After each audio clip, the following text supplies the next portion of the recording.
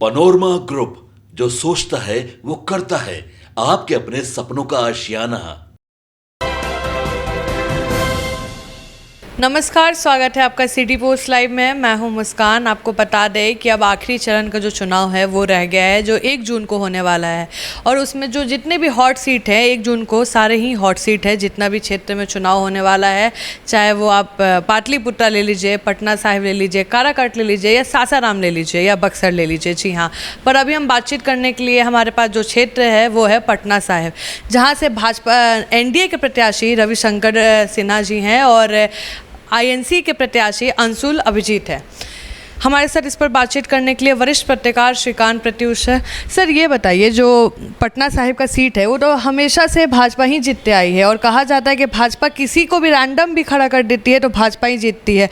तो इतना काम धाम, मतलब क्या मानना है कि भाजपा जीत रही है ये चीज़? देखिए, पटना साहिब की सीट वाकई वहाँ से बीजेपी हमेशा चुनाव जीतती रही है। शत्रुघ्न सिन्हा लगातार चुनाव जीतते रहे हैं। उसके बाद रविशंकर प्रसाद आए, वो भी लगातार चुनाव जीत रहे हैं 2 बार से। तीसरी बार वो चुनाव मैदान में हैं। तो सवाल ये वाजिब है कि क्या इस बार भी भाजपा इस सीट से जीत जाएगी? तो ये तो सबसे श्योर सीट मानी जाती है बीजेपी की। कांग्रेस काफ़ी परेशान भी थी और उन्होंने बोला भी था कि ऐसा सीट मिल रहा है जिसमें हमें पता है कि हमारी हार है। देखिए, निश्चित रूप से कांग्रेस पटना साहिब सीट लेने को तैयार नहीं थी, क्योंकि हर बार पटना साहिब की सीट लालू यादव कांग्रेस पार्टी को दे देते हैं और हर बार कांग्रेस पार्टी हार जाती है। कांग्रेस पार्टी ने बड़े बड़े नेताओं को उतारा। एक तो बहुत चर्चित हैं कुणाल, जो हीरो थे, भोजपुरी फिल्मों के बड़े पावर स्टार हैं कुणाल, तो वो भी चुनाव लड़े कांग्रेस सीट पर, वो भी हार गए। शेखर सुमन लड़े चुनाव, वो भी हार गए। तो कांग्रेस पार्टी इस बार ये सीट लेने के मूड में नहीं थी, लेकिन लालू जी ने वही सीट दिया। तो कांग्रेस पार्टी ने एक प्रयोग किया है, पूर्व स्पीकर मीरा कुमार के बेटे को खड़ा कर दिया है चुनाव क्षेत्र से। अंशुल अभिजीत वो पहली बार चुनाव लड़ रहे हैं। अनुभव की तो कमी है, लेकिन उनके पीछे बड़ा नाम जुड़ा हुआ है। उनकी माता मीरा कुमार जगजीवन राम की पुत्री हैं और मीरा कुमार के बेटे हैं। तो लड़ाई दिलचस्प हो गई है। भले वो मीरा कुमार दलित हैं, लेकिन उनके जो बेटे हैं वो दलित नहीं हैं। मतलब रिजर्व सीट से चुनाव नहीं लड़ सकते थे, नहीं तो सासाराम से लड़ते। वो उनके पिता कुर्मी थे, तो उनको उम्मीदवार बनाकर कांग्रेस पार्टी ने नीतीश कुमार के लौकुश समीकरणों में संधमारी की कोशिश की है। अंशुल कुमार एक नया नाम है, क्यों खड़ा कर दिया? सबके जहन में सवाल उठ रहा होगा। नया नाम है, लेकिन बड़ा नाम भी है, क्योंकि मीरा कुमार से जुड़ा हुआ नाम है। तो माता दलित है और बेटा अति पिछड़ा है। तो सर, कोई इसमें कंपटीशन है क्या? क्योंकि रविशंकर प्रसाद इस बार काफ़ी तामझाम में दिख रहे हैं और हर जगह सभा को संबोधित कर रहे हैं। रविशंकर प्रसाद के लिए मोदी जी ने रोड शो किया था और योगी आदित्यनाथ भी आके बोले थे कि एनडीए के ही पक्ष में आप लोग मतदान करें। नहीं, सवाल ये उठता है कि रविशंकर प्रसाद को इतनी मेहनत क्यों करनी पड़ रही है? पाटलिपुत्रा सीट तो बीजेपी की सबसे श्योर सीट है कि जीतती ही है बीजेपी। फिर क्यों इतना एंड चुटी का जोर लगाना पड़ रहा है? क्यों मोदी जी को आके रोड शो करना पड़ा? क्यों योगी आदित्यनाथ को बुलाना पड़ा? क्यों हर मोहल्ले में चुनावी सभा कर रहे हैं रविशंकर प्रसाद? तो आपको नहीं समझ में आ रहा है कि लड़ाई हो गई है? लड़ाई इसलिए हो गई है कि कांग्रेस पार्टी का उम्मीदवार दलित भी है, दलित परिवार से है, और कुर्मी भी है। तो नीतीश कुमार के लौकुश समीकरण में भी संधमारी कर रहा है और दलित वोटरों का भी सहयोग उसको मिल रहा है। तो लड़ाई कांटे की हो गई है। और दूसरी बात समझ लीजिए कि पटना साहिब लोकसभा क्षेत्र में 6 विधानसभा क्षेत्र आते हैं। एक है फतुहा, दूसरा है बांकीपुर, तीसरा बख्तियारपुर है, चौथा है पटना साहिब, कुम्हरार और दीघा।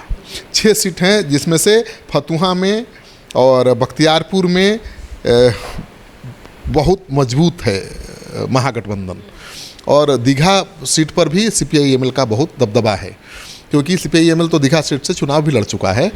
तो 3 सीटों पर महागठबंधन मजबूत स्थिति में है और 3 सीट पर बीजेपी मजबूत स्थिति में है। बीजेपी बांकीपुर में मजबूत है, पटना साहिब में मजबूत है, कुम्हरार में मजबूत है। हालांकि पटना साहिब में बहुत ज़्यादा मजबूत नहीं है। नंदकिशोर यादव वहाँ से चुनाव जीते थे, मुश्किल से जीते थे, मतलब उनको बहुत कड़ी मशक्कत करनी पड़ी थी। तो मोदी मैजिक सर यहाँ नहीं चलेगा क्या? अब मोदी मैजिक तो हर जगह चल रहा है, तो यहाँ भी चलेगा, लेकिन ये मोदी मैजिक की ज़रूरत नहीं थी बीजेपी को पटना साहिब सीट जीतने के लिए। ये बहुत श्योर शॉर्ट सीट थी, क्योंकि कायस्थों की संख्या सबसे ज़्यादा यहाँ है और कायस्थ बीजेपी के परंपरागत वोटर रहे हैं। लेकिन कोई भी कायस्थ यहाँ बीजेपी के टिकट पर खड़ा होता है, जीत जाता है चुनाव, लेकिन कांग्रेस पार्टी के टिकट पर खड़ा होता है तो हार जाता है। तो मानना पड़ेगा ना कि वो पारंपरिक रूप से या माइंडसेट उनका ये है कि वो बीजेपी को सपोर्ट करते हैं कायस्थ, इसलिए आसान है। लेकिन 3 समीकरण बदल गया है इस बार ना। कुर्मी कुशवाहा जो लौकुश समीकरण है नीतीश कुमार का, उसमें संधमारी महागठबंधन ने कर दिया है, इसलिए चुनौती बढ़ गई है। और कांटे की लड़ाई है पटना साहिब सीट पर भी पहली बार, दिलचस्प लड़ाई है। और इसी वजह से रविशंकर प्रसाद को पसीना बहाना पड़ रहा है। प्रधानमंत्री का रोड शो कराना पड़ा, पहली बार किसी प्रधानमंत्री ने पटना में रोड शो किया। योगी आदित्यनाथ पहली बार पटना में आकर रविशंकर प्रसाद या बीजेपी के प्रत्याशी के लिए वोट मांगे, जगह जगह। तो ये बड़ी बात है। तो लड़ाई काफ़ी दिलचस्प है पटना साहिब की। चुनाव तो आखिरकार जीत जाएंगे रविशंकर प्रसाद ही, क्योंकि बीजेपी की और सीट है, लेकिन लड़ाई हो जाना भी बड़ी बात है। अच्छा सर, जैसे पिछले चुनाव में देखा गया था इतना मेहनत तामझाम नहीं करना पड़ा था, इस बार सच में काफ़ी ज़्यादा टक्कर दे रही है महागठबंधन। शत्रुघ्न सिन्हा लगातार चुनाव यहाँ से जीतते रहे हैं, कभी उन्होंने चुनाव प्रचार किया ही नहीं। चुनाव जब लड़ना होता था तो 15 दिन 10 दिन पहले आते थे, नॉमिनेशन करके 2-4 सभाएँ कर ली, घूम लिए, हो गया, और चुनाव जीत जाते थे। रविशंकर प्रसाद भी नुक्कड़ सभा करते हुए दिखाई देते थे, कहीं भी उनके लिए कोई बड़ा स्टार कोई कैंपेन करने नहीं आया, कभी प्रधानमंत्री उनके लिए कैंपेन करने नहीं आए, न योगी आदित्यनाथ आए। तो पहली बार तो प्रधानमंत्री को भी रोड शो करना पड़ा, पहली बार योगी आदित्यनाथ को भी प्रचार करना पड़ा। तो आपको नहीं समझ में आता है कि लड़ाई हो गई है। तो हर सीट पर लड़ाई है, और पटना साहिब सीट पर भी लड़ाई हो गई है, ये बड़ी बात है। अच्छा, जैसे अगर एनडीए को जीतना भी होगा तो 270 सीट में भी वो बहुमत हासिल कर सकते हैं, लेकिन 400 पार का बात आता है, तो क्या इस बार भी अपोजिशन कमज़ोर दिखेगा जैसे पिछले चुनाव में था? बिल्कुल नहीं, इस बार उसकी स्थिति में सुधार दिख रहा है ना। भले बीजेपी ने 400 पार का नारा दिया है, लेकिन 300 पार होने में भी मुश्किल आएगी। सरकार तो बन जाएगी एनडीए की, लेकिन 300 से ज़्यादा का आंकड़ा मुझे दिखाई नहीं दे रहा है, क्योंकि उसे नुकसान हो रहा है। दक्षिण में ज़्यादा सीटें बढ़ नहीं रही हैं बीजेपी की, और सीट कहाँ बढ़ेगी? बिहार में सीट घट ही रही है, झारखंड में भी सीट घट सकती है, दिल्ली में भी सीट घट सकती है, हरियाणा में भी सीट घट सकती है। तो सीटें तो बढ़ नहीं रही हैं, तो 400 पार कैसे होंगे? तो मुश्किल से सरकार बन रही है। 300 के आसपास एनडीए पहुंच सकता है, सरकार बन सकती है, क्योंकि सरकार बनाने के लिए 272 का मैजिक फिगर चाहिए। मुझे लगता है कि उतना मिल जाएगा। मोदी मैजिक है।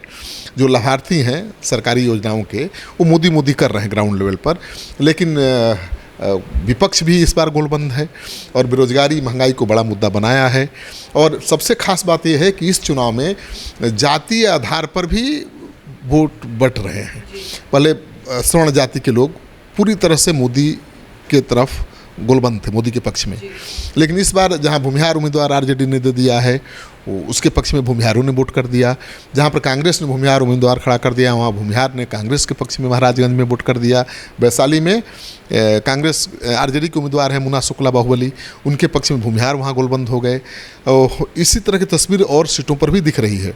बक्सर में आरजेडी के उम्मीदवार हैं राजपूत समाज के सुधाकर सिंह, तो राजपूत वोट में भी डिवीज़न दिख रहा है। तो कई जगहों पर अब जाति के आधार पर वोटिंग हो रही है, पहले ऐसा नहीं था। मोदी जी ने एक ऐसा माहौल बनाया था कि राष्ट्रवाद और सनातन के नाम पर वोट हो रहा था, लेकिन इस बार ऐसा नहीं है। इस बार लोग ये देख रहे हैं कि जो उम्मीदवार है मेरी जाति का है कि नहीं, अगर मेरी जाति का है तो उसको हम वोट देंगे। इस वजह से लड़ाई हर सीट पर हो गई है। और तेजस्वी यादव ने ये नया प्रयोग किया है कि 8 से ज़्यादा कुशवाहा नेताओं को महागठबंधन में उम्मीदवार बनाया है, और उस वजह से नीतीश कुमार के लौकुश समीकरण में सिंधमारी हुई है हर जगह। देखिए, नीतीश कुमार के खिलाफ चिराग पासवान हमेशा मोर्चा खोले रहते थे। नीतीश कुमार को विधानसभा चुनाव में चिराग पासवान ने हराया, यानी 80 सीटों वाली पार्टी 43-44 सीटों पर सिमट गई। तो जो कुर्मी समाज के लोग हैं वो मानते हैं कि नीतीश कुमार को बहुत नुकसान पहुंचा है चिराग पासवान ने, और इस वजह से उनका पूरा समर्थन चिराग पासवान के उम्मीदवार को नहीं मिला। वैशाली में भी नहीं मिला, और भी जो सीटें हैं एलजेपी की, वहाँ कुर्मी ने गोलबंद होके चिराग पासवान के उम्मीदवार के पक्ष में वोट नहीं किया। ठीक है, चिराग पासवान के उम्मीदवार हर जगह जीत रहे हैं, खगड़िया को छोड़ दीजिए तो हर जगह जीत रहे हैं। खगड़िया में लड़ाई बहुत कांटे की है, कौन जीतेगा कौन हारेगा कहना मुश्किल है। लेकिन जो ये सिंधमारी हुई है लौकुश समीकरण में, और जो कुर्मी समाज के लोग चिराग पासवान को लेकर नाराज़गी दिखा रहे हैं, उस वजह से लड़ाई बहुत दिलचस्प हो गई है।